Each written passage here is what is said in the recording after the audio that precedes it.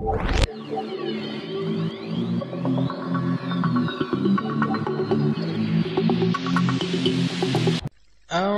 billahi minasyaitonir rajim. Assalamualaikum warahmatullahi wabarakatuh. Sahabat Islam, kisah-kisah. Kitab Injil adalah kitab yang diturunkan oleh Allah Subhanahu wa Ta'ala kepada Nabi Isa alaihissalam sebagai pedoman dan petunjuk hidup bagi Bani Israel. Allah Subhanahu wa Ta'ala berfirman dalam surat Al-Maidah ayat 46 sebagai berikut.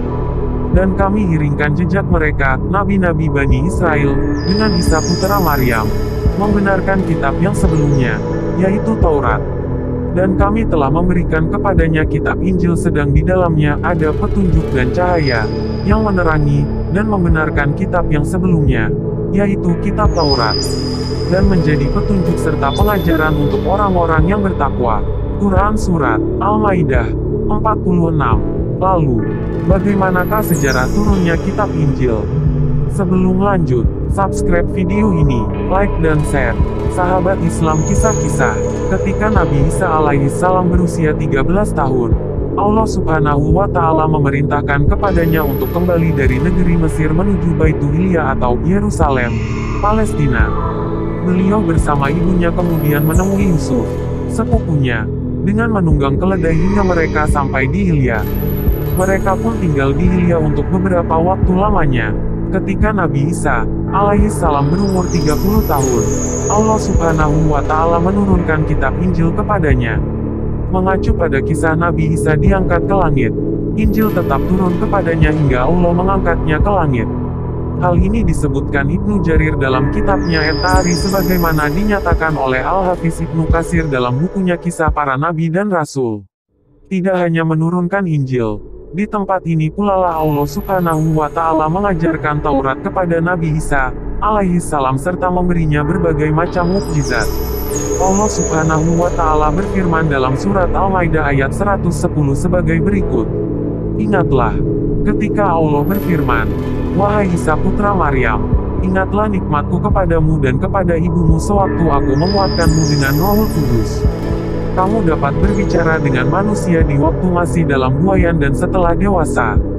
Dan ingatlah ketika aku mengajarkan menulis kepadamu, juga hikmah, Taurat dan Injil.